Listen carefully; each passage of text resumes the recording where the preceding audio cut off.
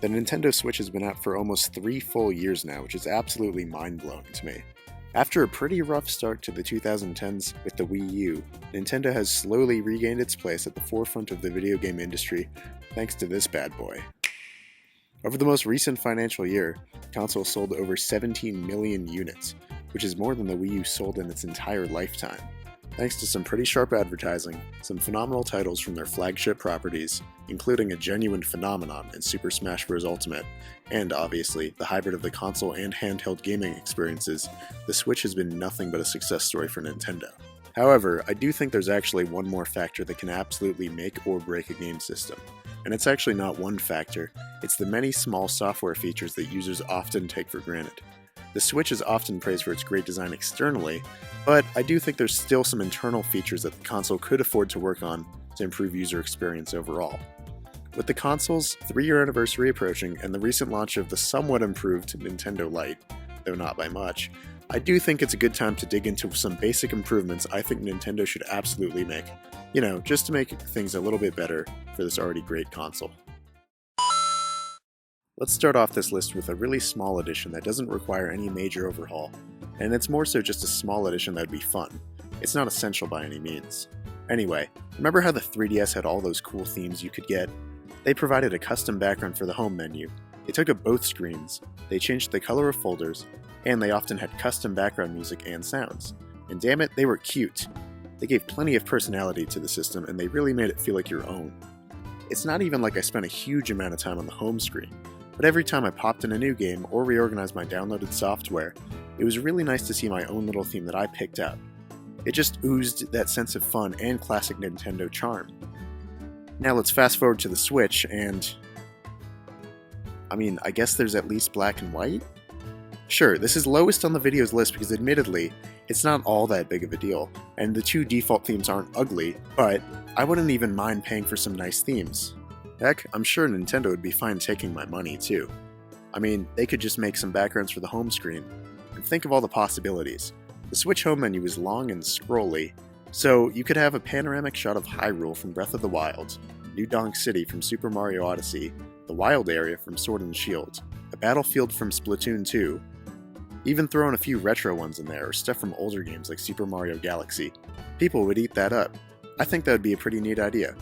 On top of that, the Switch menu only displays games by how recently you've played them, with no way to change that, and despite the 3DS having the option to create folders, I don't mind the Switch's layout too much. But bringing in the themes would give a sense of individuality to your Switch. We wouldn't all have the same look to our consoles anymore. It seems like a win-win to me. They get truckloads of cash, we get some nice dynamic themes. The PS4 has some beautiful dynamic themes for games like Watch Dogs and Life is Strange, so Nintendo really has no excuse to slack on this, when I would argue that historically, they have the most charming art styles and the most visually distinct properties out of any developer in the industry. Yeah, you might have seen this one coming. Streaming is all the rage now, with services like Netflix and Hulu being kings of the industry. Even Disney and Apple are joining the party recently. So my one question is, why is Hulu the only streaming service available for the Switch? Well, I think that all comes down to licensing, and I'm not going to get into all of that here. But look, we're not all cavemen. We have phones and computers with streaming services on there, and to most folks, I guess it's just easier to keep streaming on there and have the Switch stay separate for gaming only. On top of that, I don't think anyone would download the hypothetical Disney Plus app on Switch and buy a whole new subscription that they didn't have before. Chances are, people are just going to sign into pre-existing subscriptions that they've already been using elsewhere. So it's not like these services are going to get a whole lot of new revenue just by putting themselves on the Switch. But I don't think it needs to be all about the money. It would just make the Switch slightly better, and I can't think of a reason why streaming companies wouldn't want to put themselves on the Switch. Most folks have the Switch docked into their living room TVs, so at least getting one of the major players, and I'm talking Disney Plus, Hulu, Netflix, or Amazon Prime Video, and give people a centralized place to access all of these different services outside of something like Roku or Fire Stick would just be great. It'd be a great place to boot up some content, and take a break from gaming once in a while without having to switch inputs on my TV or whatever. Again, this isn't something essential, it would just be nice. Now we're getting into something that I deem a little bit more essential to a good console.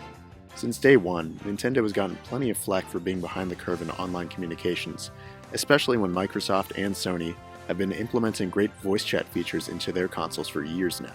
For Nintendo, the problem is this. There's no way to directly communicate to people on the Switch itself, which is pretty mind-boggling when it's almost 2020.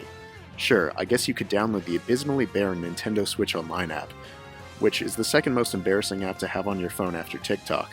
But since the app is on your phone, you might as well communicate through something like FaceTime or Discord. With more and more games coming to the Switch that offer fun ways to play with friends, this seems like an absolute no-brainer. I'm thinking group battles on Splatoon 2, Dynamax raids and competitive battling in Sword and Shield, and even Fortnite and Overwatch, games that rely on online communication. They could have a cool little app that you could get from the online store where you could add friends, start a group call, send cute stickers and messages, and even more. This change could even spill over into an overhaul of the profile page, where there's better data available about your friends and your own play data, rather than giving you vague tallies in 5-hour increments. I don't know why they do that. And while they're at it, why not throw in some achievements to show off on your profile? This could be similar to the trophy system on PlayStation consoles. This would give you more to show off to your friends, and you could get a better sense of what they've been playing, so you could all play a game together. This one feels slightly more essential because it would directly benefit gameplay experience. Today's video has been mostly focused on software improvements rather than hardware ones. I could point out glaringly major issues like the abysmal battery life or the difference in graphics between handheld and docked mode. Or I could be petty and nitpick the small details, like the kickstand that seems to be attached with glitter glue and my last shred of sanity, or the fact that the Switch doesn't have Bluetooth compatibility and I still have to use wired headphones like it's the early 2000s. There's plenty of issues, both hardware and software related, that the Switch still faces, and some of these could be implemented right now with tweaks, while some should absolutely be fixed with the release of a new console. And I'm not looking at you, Switch Lite, go home. Anyway, to wrap it all up, I want to make clear that the Switch is by far one of Nintendo's best consoles, and all of these issues I've laid out don't really make the Switch miserable to play by any means. It still offers an incredibly unique gaming experience, and it has some of the best games in recent history, but it's just held back from perfection because of small things like this. I can dream, and hopefully all of these changes can be implemented someday soon. I guess we'll just have to wait and see.